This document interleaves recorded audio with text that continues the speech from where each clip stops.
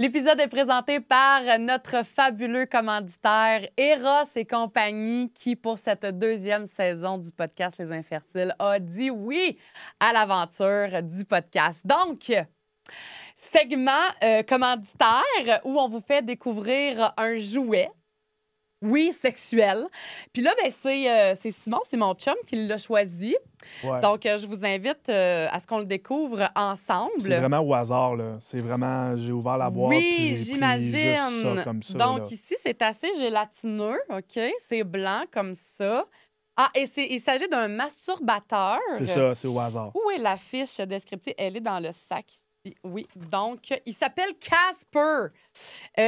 Et c'est pour homme, en fait. Je me demande bien pourquoi tu as choisi ce jouet. Donc, il y a un petit vibrateur comme ça qui est rechargeable avec une prise USB qu'on insère dans la partie du bas ici, dans l'engin en silicone, je sais pas trop. Je pense que vous allez avoir besoin de lubrifiant pour l'insérer, messieurs, Toujours plus utile, hein? parce que ça glisse pas Ouais. tout de suite. Fait que là, si je pèse sur le piton, on l'a peut-être pas assez rechargé. Ah oui! Oh mon Dieu! Ça fait quand même beaucoup de bruit, je trouve. Fait que si, mettons, je m'en vais dans le sous-sol, tu vas savoir ce que je suis en Ben train de non, faire. peut-être pas à ce OK. point-là bruyant. Ouais, Mais ouais. fait que dans le fond, vous avez le... C'est comme un... Ça ressemble à quoi? C'est comme rectangulaire. là. C'est comme une petite pochette avec 2 trous dedans la pochette. Fait que là, dans la pochette du bas, vous insérez le vibrateur et dans la pochette du haut, vous insérez votre engin à vous, messieurs. Et il y a même ici un petit genre élastique, ou pas un élastique, mais un support à couilles. Ouais. Donc, vous rentrez vos testicules là-dedans et vous insérez donc la partie du haut sous votre pénis. Puis là, ben, ça vibre. Puis j'imagine qu'il y a différentes... Oui, fonctionnalités, mon Dieu, c'est bien fort. Touche à ça. Ouais, ça décape. Ça Si, tu décape. verrais-tu, là, te mettre... Ben, si je veux monter plus haut, ouais. C'est fort. Je pense qu'il y a 10 Ah, mon intensités, Dieu, c'est ça ça? Ah, OK. Là, Ouais. ici, c'est par séquence. Ouais.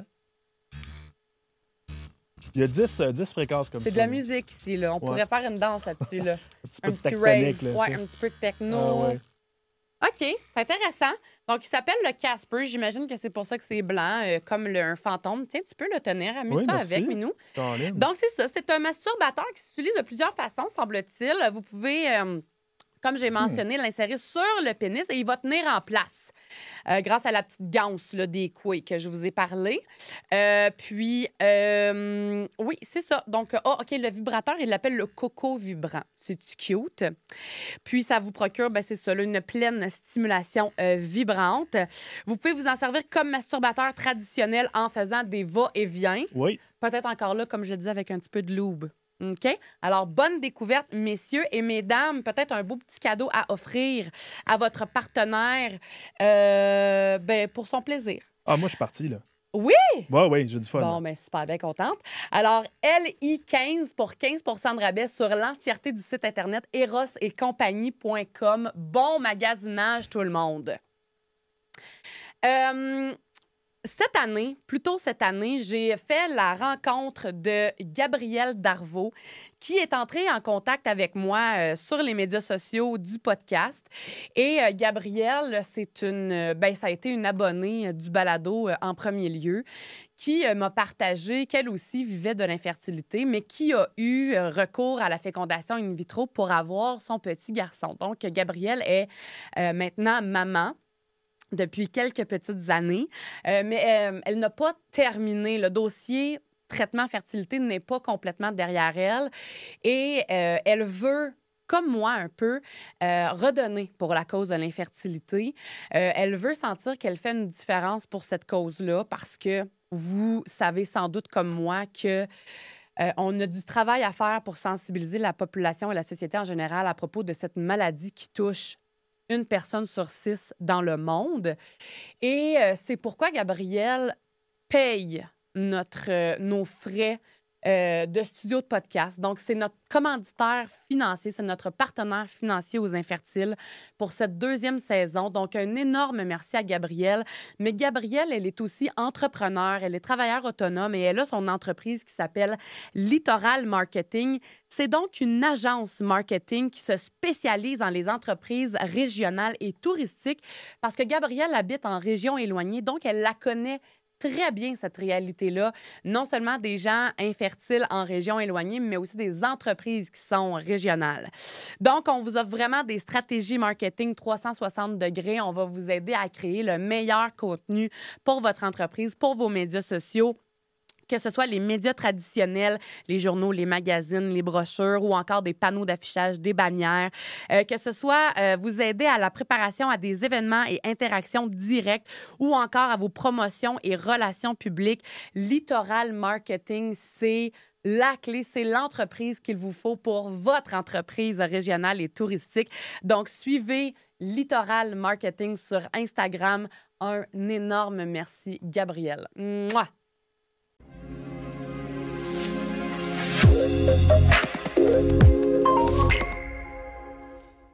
Notre invité pour cet épisode est psychologue et professeur en psychologie à l'Université de Montréal.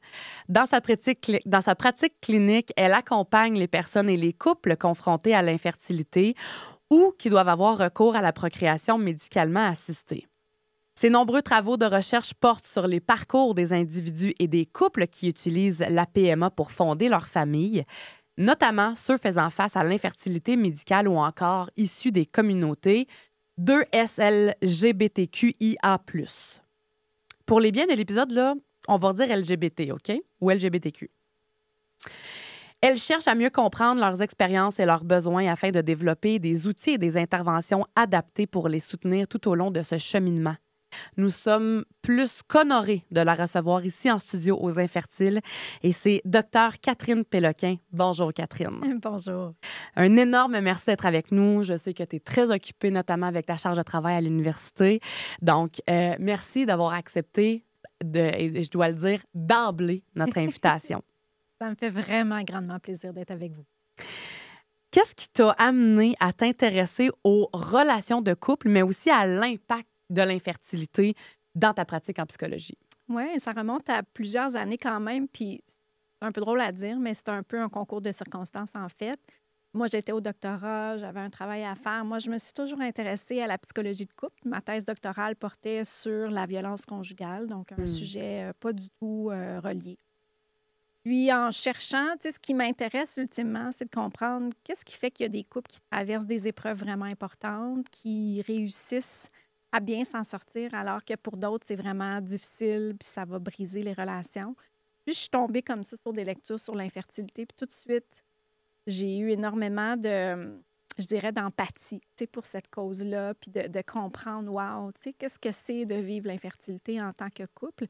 Comment certains couples traversent cette épreuve-là? Puis ça a parti comme ça, tu sais, d'un travail scolaire il y a à peu près vingtaine d'années. Puis, ultimement, c'est devenu une de mes lignes de recherche principales aujourd'hui. Donc, de continuer à contribuer à cette recherche-là, à la fois, tu sais, dans mon travail clinique avec les couples, parce qu'effectivement, tu l'as dit tout à l'heure, Élodie, je les vois dans mon bureau privé, mais aussi là, de faire de la recherche pour améliorer, en fait, les soins qui leur sont.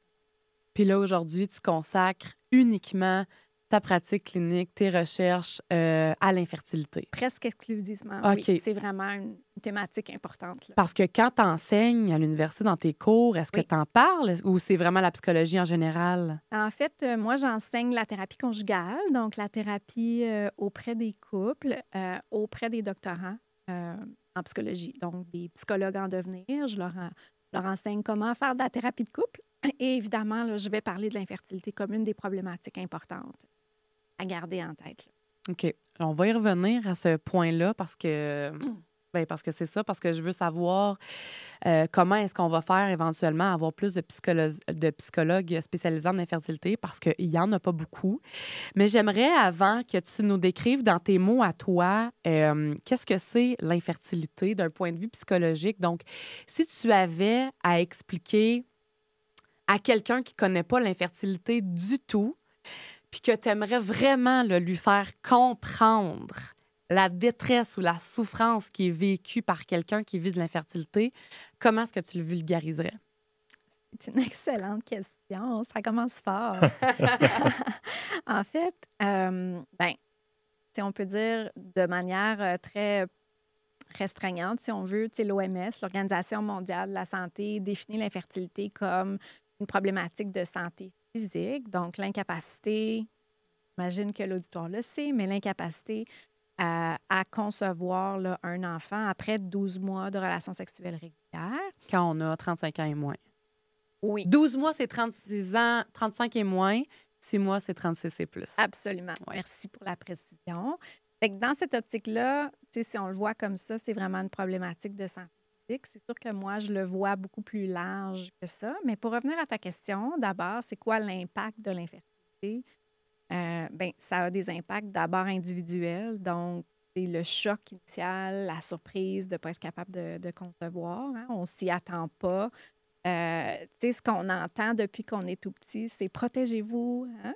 Oui. Capable. Oui, protégez-vous parce que les grossesses non désirées, etc. C'est dangereux. Tu pourrais tomber enceinte en éternuant, là. Exactement. Ouais. Donc, ça crée un petit peu l'attente que ça va se produire tout de suite. C'est ça. On va décider que là, c'est le bon moment, on est prêt pour ça. Le fait que ça n'arrive pas, chez certains couples, ça arrive comme une surprise, c'est inattendu, c'est un choc. Puis après, c'est de prendre conscience de ce que ça implique. Comment ça se fait que mon corps à moi n'est pas en mesure de faire quelque chose qui devrait être naturel, qui devrait être facile ou qui est facile pour d'autres couples. C'est une grosse question que tu m'as posée. Beaucoup de choses. En fait, toi, tu as dit les impacts, mais vraiment, si tu décrivais c'est quoi l'infertilité à quelqu'un qui ne connaît pas ça, tu sais, qui n'a pas vécu d'infertilité puis qui n'a pas personne dans son entourage qui vit ça. Oui. Parce que pour moi, c'est une question importante d'essayer de vulgariser le plus simplement possible. C'est quoi? Parce que malheureusement, on s'en va vers un enjeu sociétal de plus en plus important. Absolument. C'est-à-dire qu'en ce moment, la statistique, c'est encore une personne sur 6 qui vit de l'infertilité, mais cette statistique s'en va en augmentant. Mm-hmm. Donc, un jour, ça va être une personne sur 5, peut-être une personne sur 4, peut-être une personne sur 3, tu sais. Fait que ça s'en va pas en s'améliorant. Fait que c'est important qu'aujourd'hui, en 2024, 2025, dans une couple de jours, au moment où on enregistre l'épisode, qu'on se mette à en parler, puis pour de vrai. Fait que ça serait quoi dans tes mots, l'infertilité? À ma définition de base, donc cette incapacité à concevoir de manière biologique un enfant. Il peut y avoir des causes chez les hommes, il peut y avoir des causes chez les femmes. Il faut comprendre que l'infertilité, c'est autant prévalent, donc aussi fréquent chez les hommes que chez les femmes. Puis ça peut être aussi des facteurs chez les deux là, qui font qu'un couple va avoir de la difficulté à concevoir de manière biologique. Il y a différentes causes médicales. Évidemment, ce n'est pas mon expertise à moi, le côté plus médical, donc je n'irai pas sur ce terrain-là, mais ça peut être des facteurs hormonaux, des facteurs plus physiologiques qui vont empêcher le couple de pouvoir concevoir de manière, je dirais, naturelle ou de manière spontanée à la maison. Tu parles de l'infertilité qui est en augmentation. En fait, ce qu'on sait, c'est qu'un des facteurs les plus importants pour l'infertilité, c'est l'âge. Donc, plus on vieillit, plus la fertilité diminue. Puis ça, c'est chez tout le monde. Donc, toutes les personnes, tous les couples, indépendamment de notre niveau de fertilité ou pas. Donc, si les couples de nos jours décident de fonder une famille le plus tard possible, ou du moins après ça être établi, après avoir acheté une maison, après avoir le travail idéal et tout, ça fait que les gens, au plan social, repoussent de plus en plus le moment de fonder une famille, ce qui contribue effectivement à l'augmentation de l'infertilité. Okay. Dans tes pratiques, tu disais tantôt que ça faisait 20 ans que tu étais là-dedans, puis tout ça, puis qu'est-ce que tu sens depuis 20 ans qui a évolué? Ou y a-tu quelque chose? Y a-tu du positif? Y a-tu du négatif? Y a-tu un constat clair pour toi depuis 20 ans? Qu'est-ce qui a plus changé depuis? Oui, bien, je peux parler de la recherche qui se fait dans ce domaine-là. Il y a une vingtaine, 15-20 ans, c'était beaucoup de déterminer c'est quoi l'effet psychologique de l'infertilité chez les personnes, principalement les femmes. Hein, comme les femmes étaient les patiente principale en clinique de fertilité. C'est là que les recherches ont débuté, en fait. Donc, de mieux comprendre la détresse psychologique, les symptômes dépressifs, les symptômes anxieux chez les femmes qui vivaient les traitements de fertilité. Depuis ce temps-là, ça a évolué. On a élargi un petit peu la compréhension de ces impacts-là vers le couple. Mes recherches portent principalement sur le couple et les hommes, mais ça tarde encore. Donc, ce qu'on observe, c'est une grande majorité de la recherche qui est réalisée chez les femmes, un petit peu chez les hommes et un petit peu plus chez le couple comme tel. On a aussi élargi notre compréhension des impacts de l'infertilité. Il y a la détresse psychologique, mais on comprend aussi qu'il y a des impacts sur le couple, il y a des impacts sur la sexualité, il y a des impacts financiers, il y a des impacts dans les relations sociales, à l'entourage, il y a des impacts aussi professionnels, puis dans le milieu du travail. Donc, on a cette meilleure compréhension-là et on étudie davantage les impacts de manière plus large que simplement est-ce que j'ai une dépression, par exemple, quand j'ai un traitement de fertilité. On a aussi évolué en termes de recherche qui portent sur les interventions psychologiques. Donc, qu'est-ce qu'on peut faire pour aider les couples dans cette situation-là? Encore là, la majorité des études traitent des interventions qui s'adressent aux femmes uniquement, qui font de la FIV, donc fertilisation in vitro. Et ça tend à changer ou à comprendre que les impacts ne sont pas seulement individuels, mais qu'il faut aussi inclure le partenaire. Absolument. Et le couple aussi. Ouais, donc, pas de traiter seulement les hommes et les femmes séparément, mais de les voir comme une épreuve de couple, donc de les traiter dans cette approche-là. En fait, je pense que c'est bien de traiter les deux individuellement parce que les deux individus vivent probablement le même parcours de façon différente. Oui. Puis en couple aussi. Fait qu'ils le vivent chacun de leur côté, mais ils le vivent aussi ensemble. Fait qu'il y a comme plusieurs dynamiques à étudier, dans le fond. Là. Exactement. Ouais. Et maintenant, comme c'est bien établi, là, tous ces effets-là, le stress que ça cause chez les personnes, chez les couples, la recherche maintenant travaille beaucoup, du moins le côté plus psychosocial, psychologique, à améliorer la qualité des soins qui sont offerts en clinique de fertilité. Parce que ce qu'on sait, c'est que quand c'est une épreuve qui est difficile, quand il y a beaucoup d'effets physiologiques, beaucoup d'effets psychologiques, beaucoup de détresse, bien, ça fait que les couples vont avoir plus tendance à arrêter les traitements avant d'avoir réussi à obtenir une grossesse. Donc, de dire, bien, nous, on arrête ça là, on a fait le bout de chemin qu'on voulait faire et on met fin. Oui, on n'est plus capable, on met fin au processus. Donc, c'est cette compréhension-là que les services psychologiques qui sont offerts et la qualité des soins par l'équipe médicale dans les cliniques de fertilité. Si on améliore tout ça, si on accompagne mieux, en fait, la clientèle, bien, ça augmente leur qualité de vie, ça rend le processus moins stressant, je ne le sais pas, mais c'est l'idée de les accompagner au mieux possible pour faire en sorte que certains couples ne vont pas abandonner. Évidemment, il ne faut pas confondre. C'est vraiment important d'être à l'écoute de nos propres limites personnelles. On a le droit d'arrêter les traitements quand on a l'impression qu'on en a eu assez, par exemple. Donc, ce n'est pas de remettre ça en question, mais c'est d'améliorer finalement la qualité des soins pour permettre à plus de couples possibles de pouvoir concevoir là, dans cette optique-là. Tu as mentionné plusieurs choses sur lesquelles on a des questions pour toi. Oui. Mais là, il faut y aller un à la fois. Y a-tu des signes que certains patients en infertilité devraient être à l'écoute ou devraient observer comme étant un signal de, là, ça te prendrait peut-être une thérapie psychologique là, pour te soutenir? Ça serait quoi les signes? Oui, bien, d'abord, d'avoir l'impression qu'on a besoin d'aide. On peut être à l'écoute de dire, je pense que j'aurais besoin d'en parler avec une autre personne. Des fois, avant de réaliser qu'on a besoin d'aide, on a toute une autre panoplie de symptômes, des symptômes de stress, on peut avoir de l'insomnie, avoir des symptômes dépressifs. Tu sais, par exemple, si on a l'impression qu'on ne tire plus de plaisir à faire aucune des activités qu'on fait habituellement, que le travail, c'est pénible, que c'est difficile, qu'on n'arrive pas à faire nos journées, qu'on manque de concentration de manière chronique, qu'on ne tire plus de plaisir dans nos relations sociales, qu'on s'isole, qu'on vit beaucoup d'anxiété, donc on s'inquiète perpétuellement de ce qui est à venir. Bien, ce sont des signes là, qui peuvent nous amener à penser qu'on pourrait avoir besoin d'aide ou qu'on pourrait bénéficier là, d'un accompagnement psychologique professionnel. Les signes que tu décris, est-ce que ça serait un peu des signes qui s'apparentent à la dépression? Absolument. Oui, c'est ça. Absolument. Donc, ça peut être la dépression, ça peut être un trouble anxieux aussi, donc une forme d'anxiété généralisée, mais sans parler de diagnostic, parce qu'il y a beaucoup de ces réactions-là qui sont vraiment normales. Tu sais, Oui, le découragement, Ouais. la perte de sens, le sentiment de perte de contrôle, la tristesse, tout ça, est-ce que c'est réellement une dépression ou c'est une réaction à une crise qui est vraiment importante, une réaction normale? Donc, l'objectif ici, c'est pas tant de mettre un diagnostic sur les émotions, puis ça prend pas non plus un diagnostic pour aller consulter puis aller chercher de l'aide. Mhm. Tu disais tantôt, ton premier point, ça a été d'avoir le besoin d'en parler. Oui.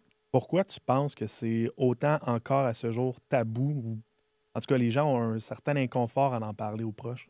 Oui.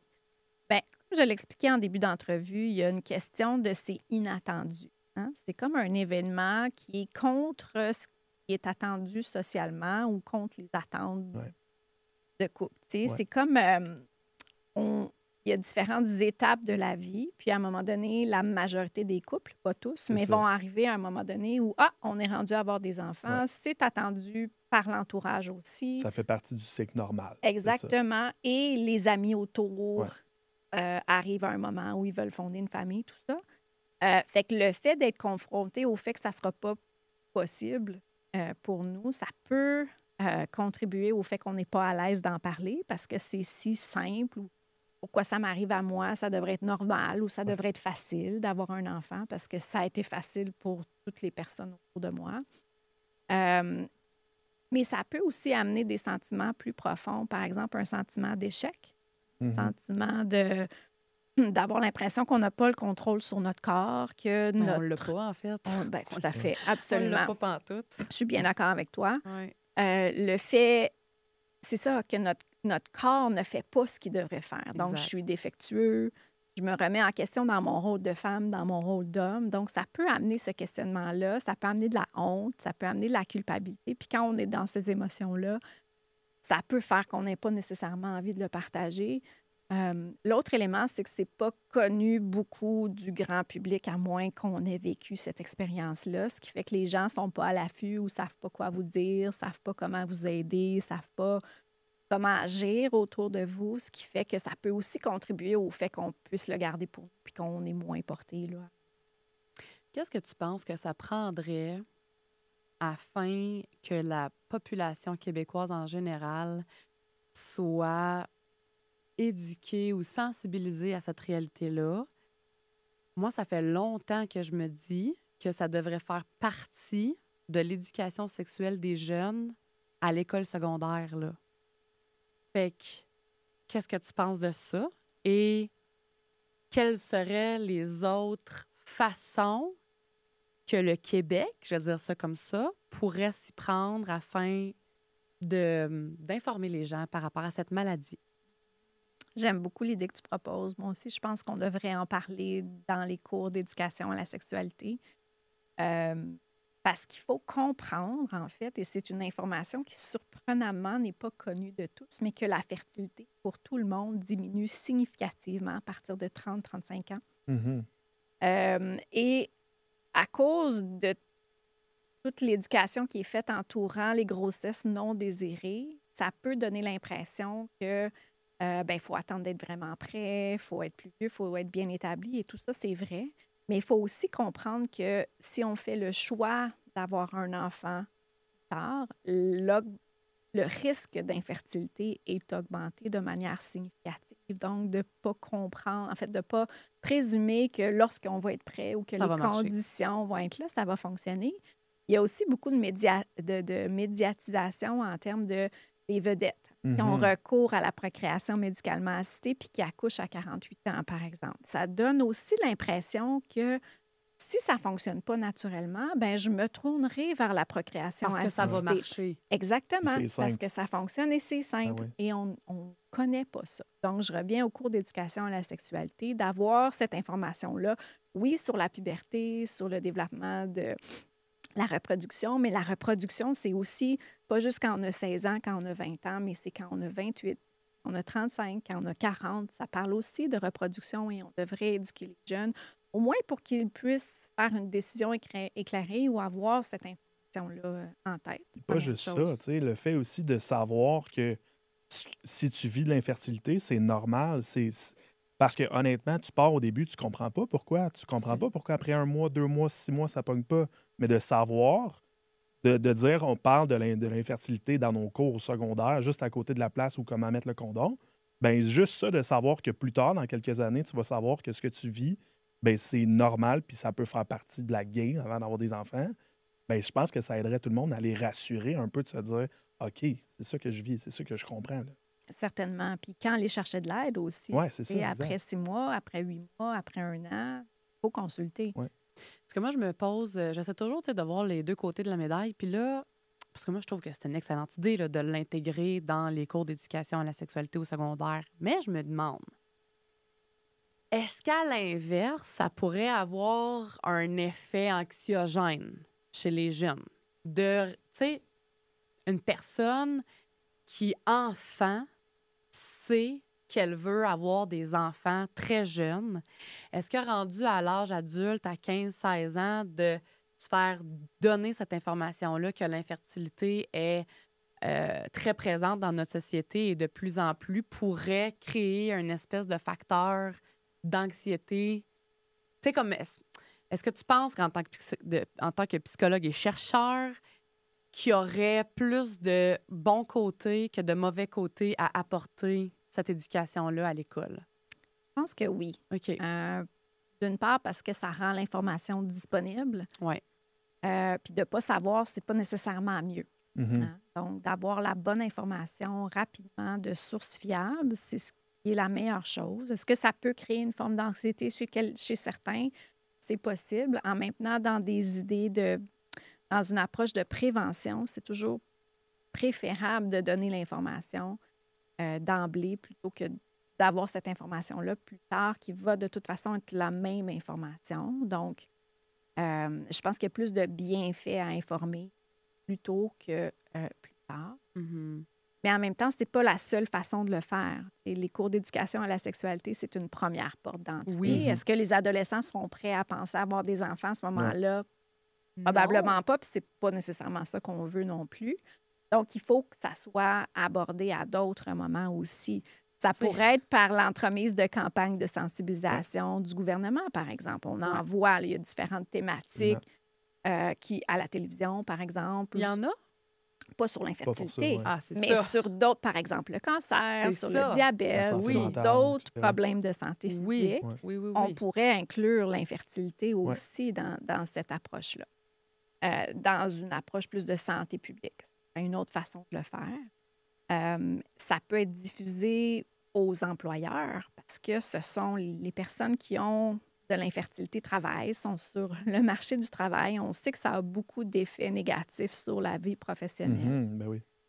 Donc, d'outiller les employeurs à mieux accueillir les personnes qui vivent l'infertilité puis qui ont recours à la procréation médicalement assistée. Ça aussi, ça peut être une autre façon de leur faire une place. Puis de sensibiliser à ces enjeux-là qui sont vraiment très fréquents. Donc, il y a différentes façons de le faire. Est-ce qu'il y a plus de travail à faire? Certainement. Le podcast que vous faites, c'est une autre façon de démocratiser les savoirs, de parler aux personnes de la population générale avant même peut-être qu'elles soient confrontées à cette infertilité-là ou d'informer les proches de ces personnes-là. Donc, c'est une autre façon excellente de le faire. Mais je pense qu'il y a beaucoup de travail à faire sur ce plan-là. Je vais revenir à la place que les employeurs devraient faire, mais juste avant, qu'est-ce que ça prendrait justement pour revenir à aux outils là, qu'on collectivement la société pourrait faire pour qu'on soit au courant, plus en tout cas, de cette réalité-là? Qu'est-ce que tu penses que ça va prendre pour qu'on se fasse entendre et qu'on se fasse prendre au sérieux? Parce que j'ai l'impression que l'infertilité, par le gouvernement, par les plus hauts dirigeants, n'est pas prise au sérieux. Je reprends les mots de Gaétan Barrette à l'époque, là. C'est pas vrai que c'est un bar ouvert. OK? Et qu'est-ce que ça va prendre pour qu'on soit pris au sérieux puis qu'il y ait vraiment des choses concrètes, qu'il y en ait des campagnes de sensibilisation à la télévision? Qu'est-ce que ça va prendre? Comment va falloir qu'on s'y prenne? ça prend des gens qui se mobilisent. Malheureusement, c'est souvent sur les épaules des personnes qui vivent la problématique, de parler fort, d'aller sur la place publique, de se faire connaître par des associations de patients, d'associations de personnes qui vivent l'infertilité, de faire des... Oui. Comme l'Association des couples infertiles du Québec. D'ailleurs, vous pouvez être membre de cette association-là. Nous sommes membres et plus on va être de membres à se mobiliser un peu, plus on va être pris au sérieux, je pense. Ça peut juste aider la cause et ça peut nous aider, nous, à se soutenir aussi un peu entre nous. Là. Excuse, je voulais pas te couper, mais je voulais juste dire que, parce qu'on n'en a jamais parlé encore au podcast de cette association-là, là, l'ASIC. Donc voilà. Absolument. On peut faire des représentations auprès de nos représentants politiques. C'est une autre façon. C'est tellement fréquent, l'infertilité, que c'est certain que parmi les dirigeants, parmi les gens de la classe politique, il y a des gens qui vivent l'infertilité. Ben oui. Il s'agit qu'on cogne à une porte et que ça résonne personnellement pour une de ces personnes-là. Ça peut faire monter les choses plus haut pour mettre la cause au centre des priorités. Mais ça prend plusieurs personnes. Ça peut être de s'allier à des personnes publiques. Puis il y en a dans le passé. On pense entre autres là, à Julie Schneider ou d'autres qui ont porté là, ce flambeau-là. Les chercheurs dans ce domaine-là ont fait aussi partie de cette équation-là. Donc, ça fait partie de mon travail aussi, de diffuser les connaissances à la fois au grand public, mais aussi d'essayer d'atteindre les dirigeants, de faire des partenariats avec les médecins, les équipes traitantes dans les cliniques de fertilité, parce qu'eux aussi ont un poids puis ils peuvent porter le message. Fait que c'est pas une question qui est simple, puis ça va prendre plus qu'une personne pour y arriver, mais il faut continuer de le faire. Ce que vous faites, ça contribue aussi à ça. J'ai tout pris ça en note et watch me. Just watch me go! Puis j'aimerais juste rajouter, tu sais, quand tu dis que oui, il y a des personnalités publiques qui ont déjà pris parole, qui sont allées dans les médias, mais à chaque fois, j'ai l'impression que c'est éphémère. À chaque fois, j'ai l'impression qu'on va en parler pour quelques jours, quelques semaines. Puis après, on a comme classé le dossier, on a passé à autre chose, puis on n'en parle plus.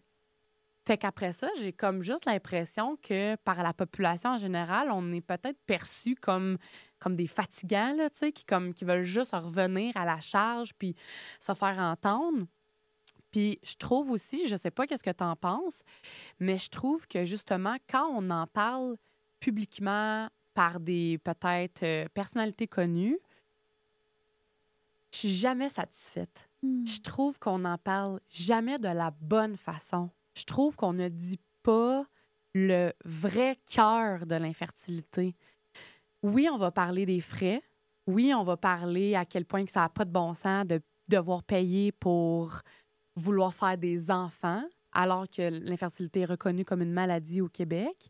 C'est juste ça, ça fait pas de sens. Mais je trouve qu'on ne met jamais assez de l'avant la profonde souffrance, la profonde détresse que les gens vont vivre avec l'infertilité.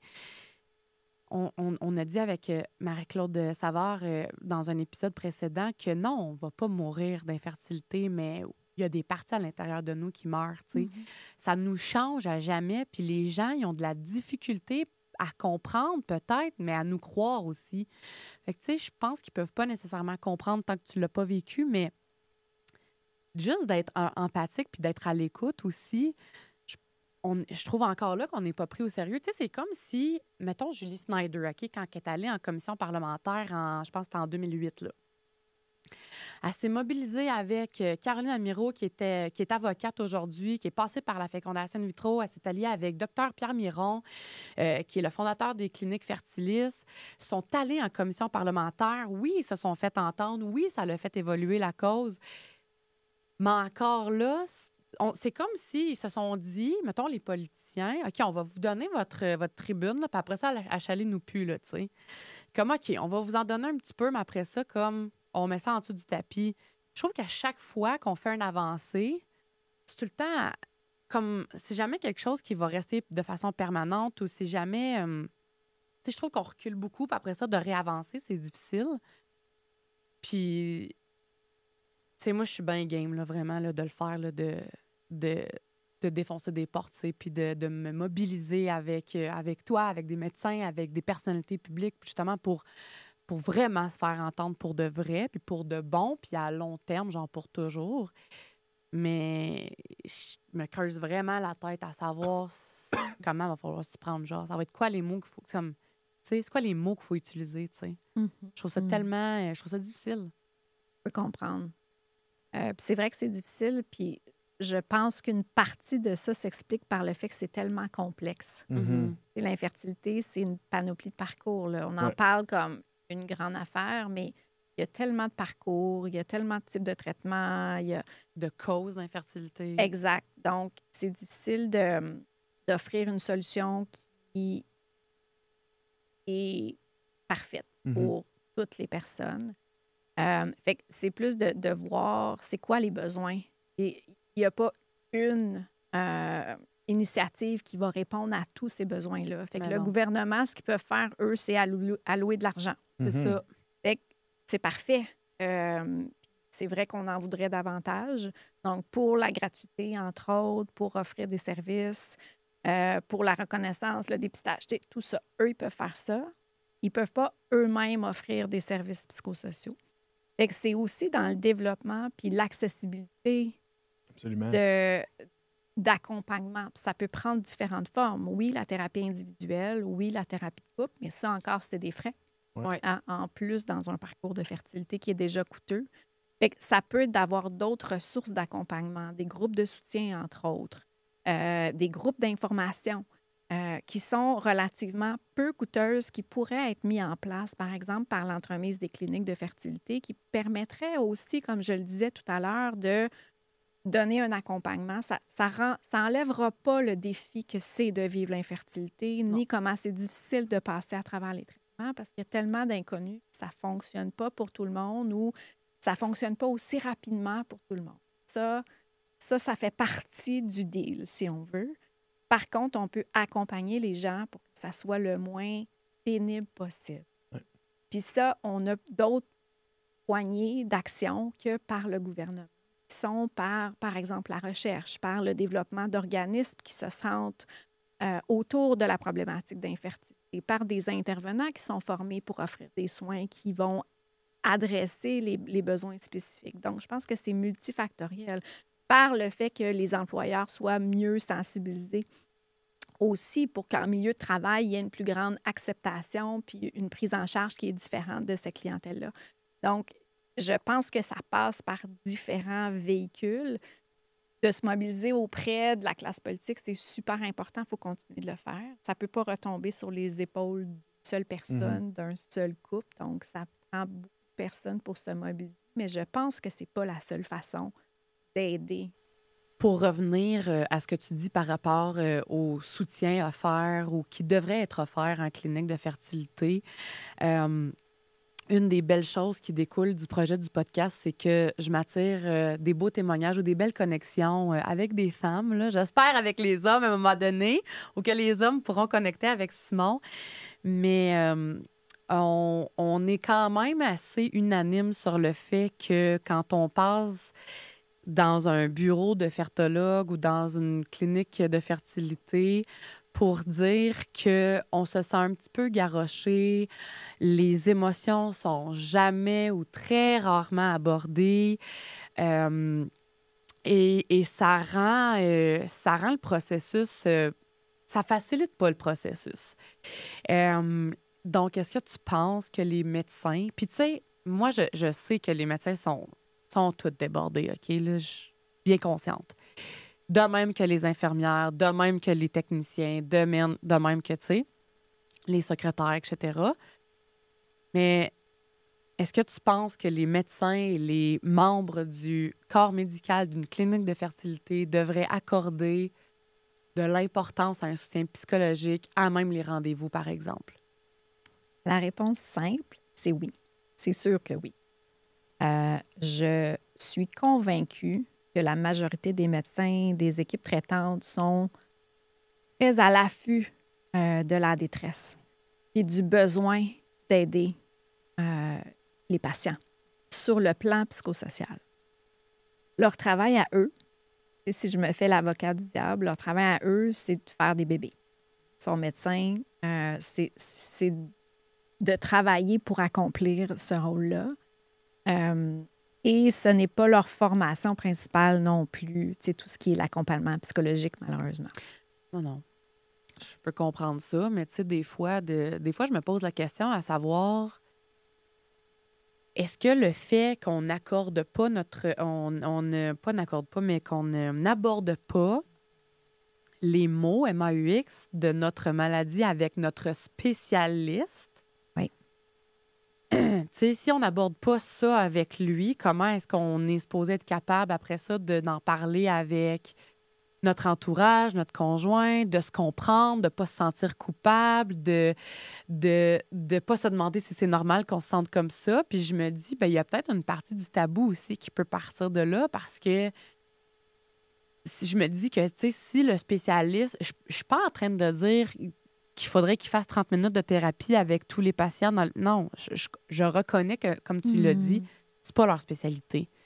Mais de juste ouvrir une petite porte, mini soit-elle, là, tu sais, une ouverture à prenez soin de votre santé mentale, écoutez vos émotions, vivez-les. Il y a des ressources, tu sais, je sais pas, juste un petit quelque chose, puis comme que si une patiente pleure, ben qu'on l'écoute un petit 2 minutes, là, tu sais. Je suis amplement d'accord avec toi, Élodie. Tu as tout à fait raison.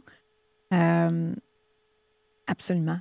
Je pense que ça va de soi. Mm-hmm. C'est souffrant. Mm-hmm. C'est souffrant. Puis juste parfois de s'assire puis de donner le petit 2 minutes pour dire prends le temps de... Prends une minute pour toi avant de sortir du cabinet. Ouais. Ça peut faire une différence. Ou de simplement dire c'est normal que tu te sentes comme ça. Tu sais, le fait aussi que si le spécialiste serait au moins en mesure de recadrer la situation puis de dire, écoute, il va se passer ça, vous allez vivre des émotions, mais voici ce qu'on vous conseille, voici ce qu'on vous suggère. On a, exemple, une psychologue qui travaille pour la clinique qui, elle, pourrait vous prendre en charge pour l'aspect émotionnel parce que vous allez vivre des émotions. Bien, juste ça, de savoir que tu quittes le bureau, mais au moins tu as une ressource au niveau du point de vue émotionnel à contacter. Juste ça, plutôt que de quitter le bureau et de faire comme, on fait quoi, là? Absolument. Comme j'ai des émotions, je vis des choses, puis je sais pas à qui en parler, tu sais. L'affaire, c'est que c'est pas toutes les cliniques là, qui ont des psychologues. Non, là. non, c'est ça. C'est pas toutes ça. les cliniques, malheureusement. Mais juste d'être informé au moins que tel psychologue existe, puis tout ça, plutôt que de faire comme la balle est dans votre camp. Non, puis, c'est sûr. Je suis amplement d'accord. Puis en fait, c'est là que le travail doit être fait. Mm-hmm. Former les médecins à mieux accompagner, absolument. Puis je suis sincèrement convaincue que la majorité sont sensibles à ça aussi, puis qu'ils veulent offrir des soins qui sont sensibles, puis des rencontres qui ne laissent pas les patients comme étant complètement déboussolés. Mm-hmm. Ça, c'est sûr.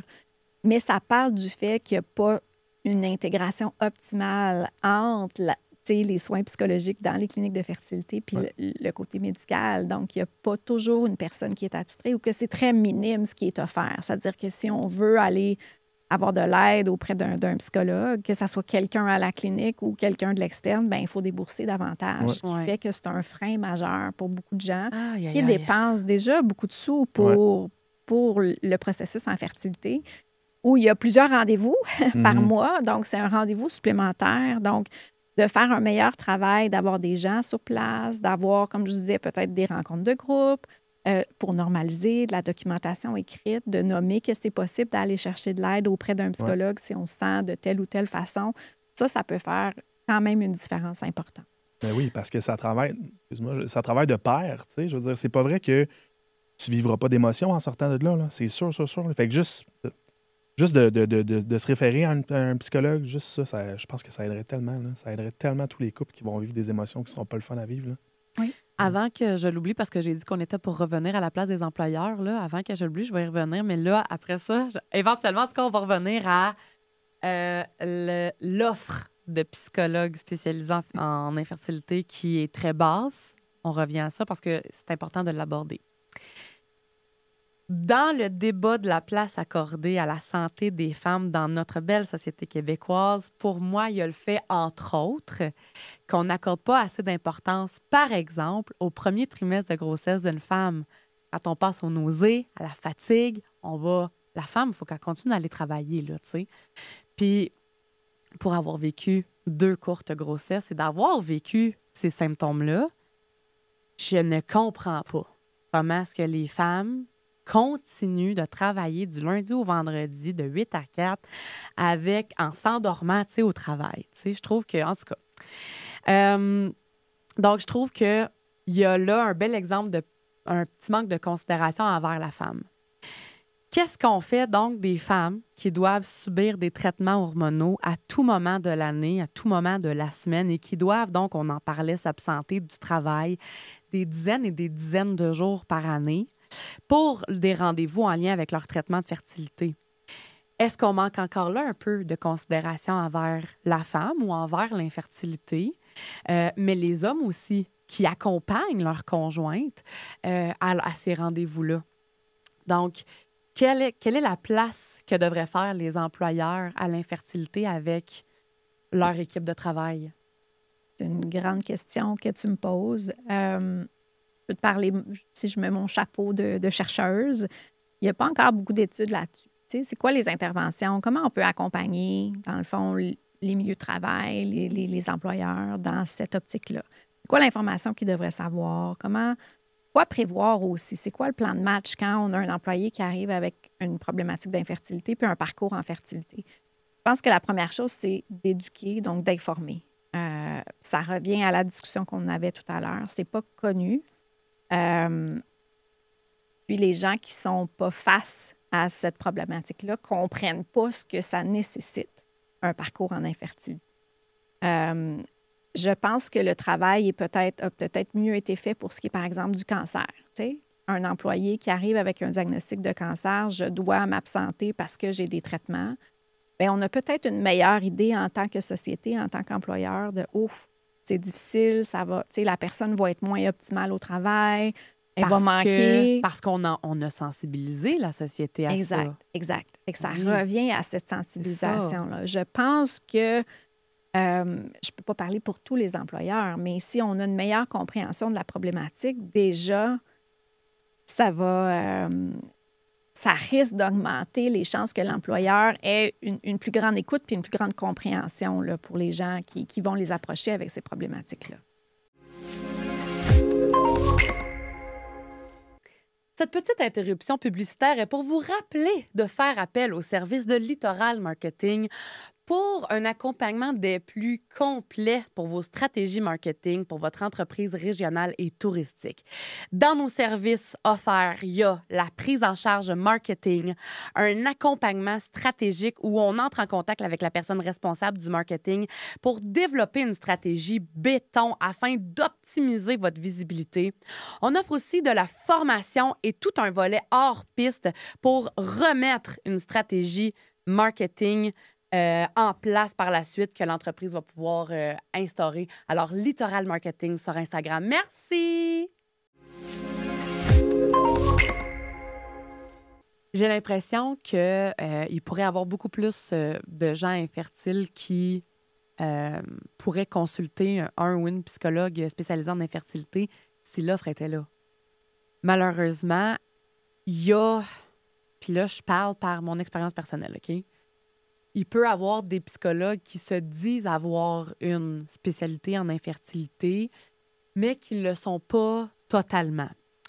Donc, ils ne comprennent pas nécessairement la profondeur ou l'ampleur ou la complexité de la chose. Puis, ça peut être, mais ça, c'est pour tout type de psychologue, là, ça peut être vraiment difficile de trouver un psychologue qui va savoir bien nous outiller et nous accompagner dans un parcours de fertilité. Qu'est-ce que ça va prendre pour qu'un volet de spécialisation en infertilité soit instauré ou accepté dans les programmes d'études de psychologie au Québec? Je travaille vers ça. C'est sûr que je suis bien d'accord avec toi. Tu sais, si je reviens à ta question de base, est-ce qu'il y en a beaucoup des psychologues qui sont spécialisés en infertilité? Il n'y en a pas tant que ça. Sais-tu, il y en a combien à peu près au Québec? Je ne pourrais pas te donner un nombre parce que comme il n'y a pas de programme de formation spécifique, ceux qui le sont, se sont auto-formés. Les gens, ils se disent avoir une spécialité, peuvent l'avoir développée au fil du temps en ayant eu beaucoup de clients qui vivaient cette problématique-là. Puis comme c'est fréquent, la majorité des psychologues vont avoir à un moment donné un client, une cliente, un couple va aborder la problématique d'infertilité parce Exact. qu'il y en a beaucoup. Ouais. Maintenant, des gens qui ont toutes les connaissances médicales, les connaissances éthiques, les connaissances psychologiques du parcours, de ce que c'est le parcours en procréation médicalement assistée, sont rares parce qu'il n'y a pas de formation, tu l'as nommé. Il n'y a pas de formation, donc, à ma connaissance, celles qui sont, je dis celles là, parce que je connais que des femmes, mais il pourrait y avoir des hommes aussi qui sont affiliés aux cliniques de fertilité, se sont auto-formés. Mhm. Donc, ils ont été engagés ou ont des contrats par les cliniques de fertilité, puis elles ont appris sur le tas, comme on dit. Donc, à côtoyer les infirmières, à côtoyer la clientèle, à côtoyer les médecins, à s'informer, à aller dans des congrès, des conférences, des formations destinées aux médecins pour avoir une meilleure compréhension. C'est la même chose pour moi. C'est au fil de mes lectures, de mes recherches, puis de côtoyer beaucoup d'intervenants dans le domaine que j'ai développé mon expertise. Fait que, tu sais, la quantité de psychologues comme ça au Québec, on parle peut-être d'une vingtaine d'individus, je ne sais pas. Ouais. C'est dur de mettre un chiffre, mais c'est très, très, très limité. Ce qui ne veut pas dire qu'un psychologue plus généraliste ne peut pas faire un excellent travail. Mhm. Non, mais c'est difficile pour un psychologue généraliste de vraiment comprendre. Bien, ce qui peut arriver, c'est que la personne ait à expliquer davantage C'est ce que ça implique, les traitements, les effets secondaires, le parcours, le chemin psychologique. Donc, je ne vous dis pas de ne pas aller consulter des psychologues généralistes. Mais non. Allez-y. Oui. En l'absence là, d'une personne qui est spécialisée, c'est sûr que d'avoir une personne qui s'y connaît vraiment bien, ça évite de devoir informer notre intervenant de ce qu'on vit. Puis, effectivement, parfois, les interventions peuvent être plus sensibles. Par exemple, éviter de donner un diagnostic de dépression à une personne parce que les réactions sont tout à fait normales compte tenu de ce contexte-là. L'objectif, c'est de former de plus en plus de psychologues, d'intervenants. Il y a un nouveau programme qui va s'ouvrir, un programme court pour des intervenants en exercice. Ça peut être des psychologues, des travailleurs sociaux, des psychothérapeutes, des sexologues qui s'ouvrent à l'automne prochain à l'UQO, donc à l'Université du Québec en Outaouais. Okay. Oui. Et c'est 5 cours qui vont porter sur les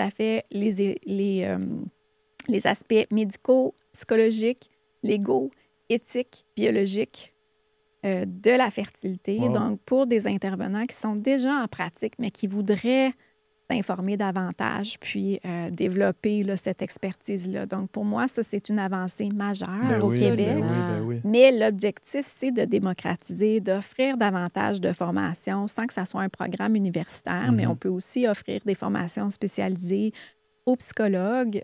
Et ça, j'ai commencé à le faire avec d'autres collègues. Donc, on partage les personnes qui sont dans ce domaine-là, qui ont cette spécialité. On a le souci d'élargir aussi parce qu'on ne peut pas répondre nécessairement à toute la demande, puis dans toutes les régions du Québec aussi. Mais il y a définitivement un trou, et puis c'est mon souhait là, que dans les années à venir, il y a davantage de formation. Est-ce que tu penses que c'est possible? Moi, je pense que oui. Oui. Absolument. Okay. Puis le programme à l'UQO, c'est un premier pas là, dans cette direction-là. Est-ce que la sensibilisation aux étudiants en psychologie est faisable? Certainement. Tu sais, ce qui est enseigné dans les cours en psychologie, il y a les cours, disons, de base, donc obligatoires, qui sont demandés, par exemple, par l'Ordre des psychologues du Québec. D'enseigner la fertilité, ça ne fait pas partie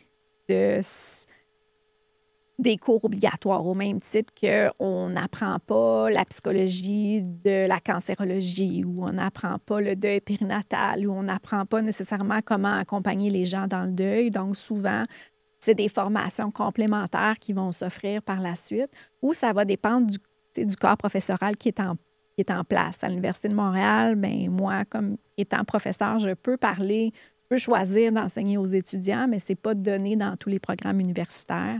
Fait qu'il y a définitivement davantage de travail qui doit être fait, mais par les formations qui sont obligatoires pour les psychologues, là, il y a de la formation continue qui est obligatoire à chaque année.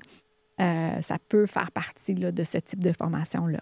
Parce que c'est un couple sur 6 qui va vivre de l'infertilité à un moment ou un autre de sa vie. Oui. Fait que si ta psychologue n'est pas formée pour pouvoir réagir, pour pouvoir t'aider par rapport à ça, on part de loin, là.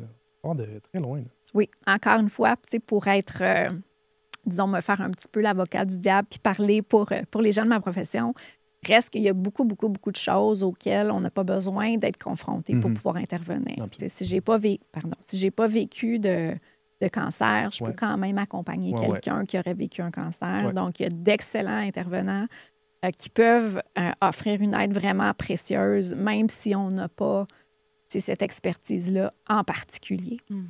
Ça serait l'idéal que tout le monde puisse voir des intervenants qui sont vraiment formés, mais en même temps, il ne faut pas perdre de vue que pour être un bon psychologue, ça ne nécessite pas qu'on ait vécu soi-même ou qu'on ait une formation de pointe sur toutes les problématiques qu'on rencontre en bureau privé. Je comprends, 100%. Tu as mentionné le mot deuil tantôt et ça me fait penser à cette question.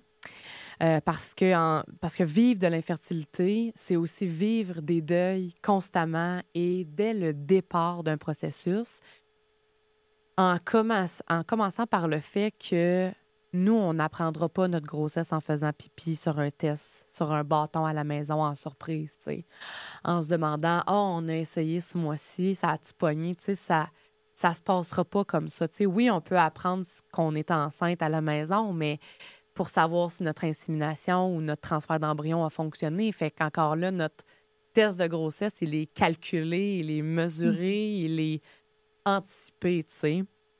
On n'annoncera pas en surprise à notre chum, à notre famille qu'on est enceinte parce que tout le monde sait qu'on est en traitement de fertilité. Donc, tout le monde s'attend un peu un jour à ce que ça arrive. Il y a le deuil de faire un enfant dans l'intimité. Nous, ça se passera pas dans la chambre à coucher, mais ça va se passer les deux pieds dans les étriers. Chaque fausse couche, chaque échec de transfert est un autre deuil. Chaque menstruation qui arrive à chaque mois, c'est encore un autre deuil. Donc, à tous les mois, on a ce deuil-là supplémentaire. Le deuil de peut-être avoir un enfant biologique, quand on a un homme qui a un azoospermie ou quand une femme a eu un cancer des ovaires, perd ses ovaires, bien là, il faut qu'on aille vers un don de sperme ou un don d'ovule. Donc, l'infertilité, on le dit depuis le début de l'épisode, c'est extrêmement complexe. Pour tous ces deuils-là, notamment, qu'on peut vivre à travers ce processus-là. Et malheureusement, bien des gens infertiles peuvent mettre énormément de temps à accepter la situation, à accepter le fait que pour eux, le chemin vers la parentalité, il est douloureux, il est ardu, il est difficile. Est-ce que ce serait possible de travailler sur l'acceptation de cette triste réalité dès le départ? Puis si oui, comment? C'est une grosse question parce que tu l'as nommé d'emblée. L'acceptation, elle est difficile. Puis c'est pas l'acceptation d'une chose, c'est l'acceptation à chaque étape. Puis les étapes vont être différentes pour les différents couples. Donc, c'est pas une seule acceptation, voilà, c'est à chaque nouvelle étape, on doit accepter que ça s'est pas passé comme on avait prévu. Ah, on va aller en procréation assistée, c'est correct, on va avoir de l'aide, ça va fonctionner. Ah, non, la première insémination ne fonctionne pas. Ah, non, on a découvert un autre diagnostic.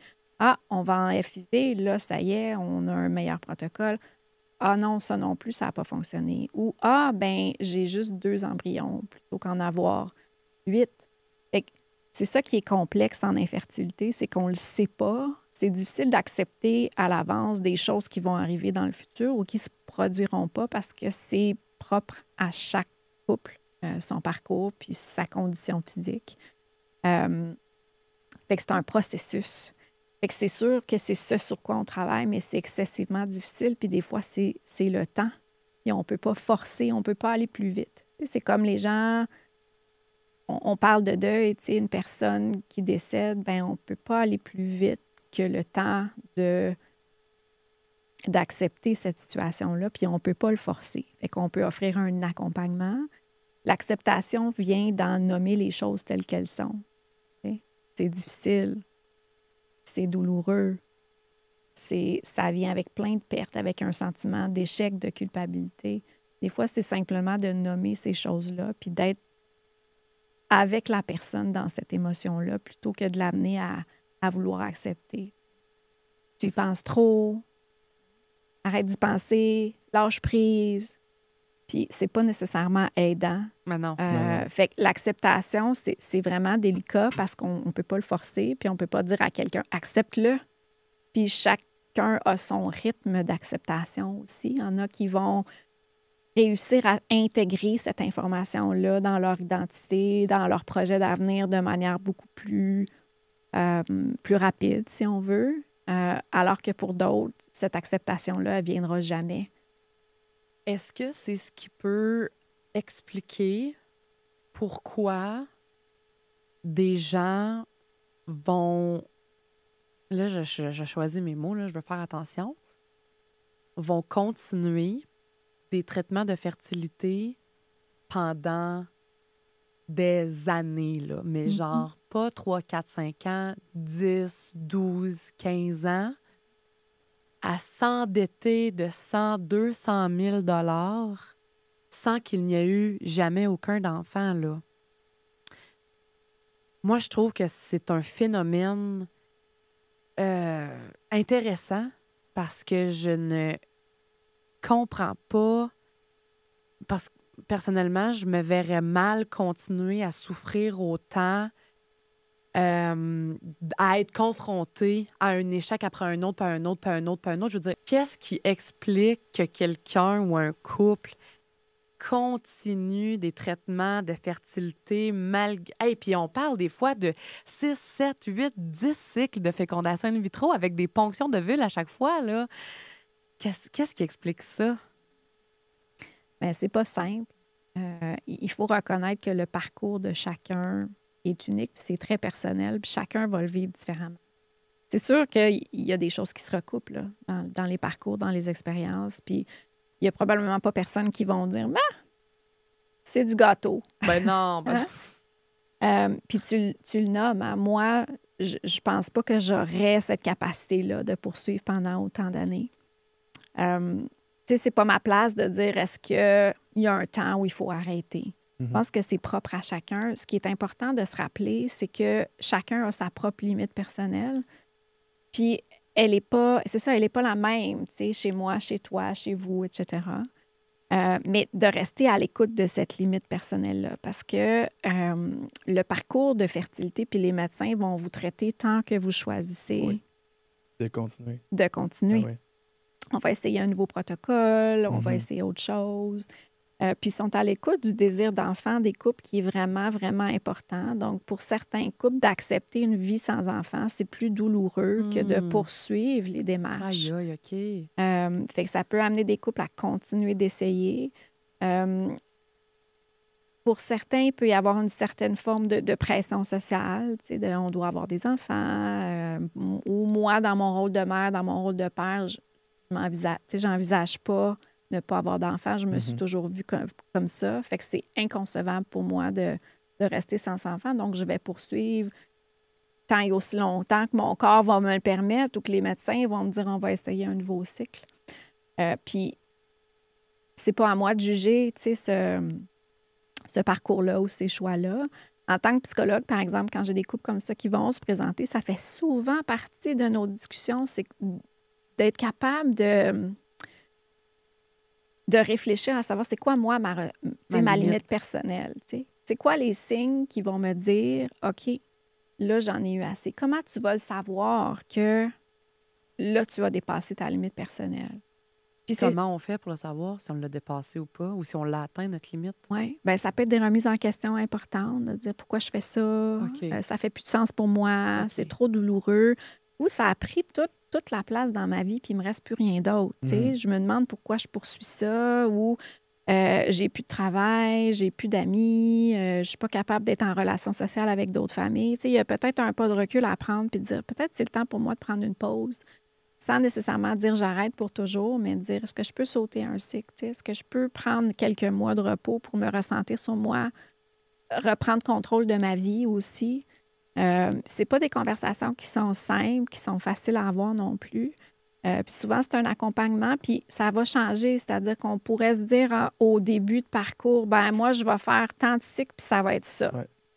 Puis on le sait pas tant qu'on n'est pas confronté finalement à l'échec. Tu sais, au 3e échec, on s'était dit qu'on allait arrêter, puis on se sent pas prêt à arrêter, mais on continue. Fait que c'est à réévaluer. J'en ai vu dans ma pratique des gens qui ont fait un petit bout en clinique de fertilité, qui ont décidé, ben je pense que ça fonctionnera pas, qui ont pris une pause pendant plusieurs années, puis plusieurs années après, ils sont revenus. Ah ouais. Tu sais, de faire cet aller-retour-là, parce que c'est pas un deuil. Encore là, ça revient au deuil, puis l'acceptation, c'est pas facile à faire. C'est pas une situation qu'on choisit. Il y a personne qui va choisir l'infertilité.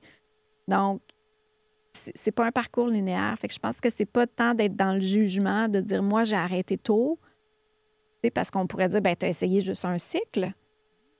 Mais encore là, c'est pas de juger, c'est de voir, ben pour toi, c'était suffisant, puis tu es satisfait avec ce parcours-là, puis tu as décidé que ta voie à toi, c'était pas de poursuivre les traitements de fertilité, puis c'était d'aller vers soit d'autres options pour avoir une famille ou d'accepter, puis de dire, ben moi, je vais construire ma vie autrement. Puis ça, c'est tout à fait valable, au même titre qu'une personne va décider de poursuivre les démarches, parce que pour elle, ça fait encore du sens de le faire.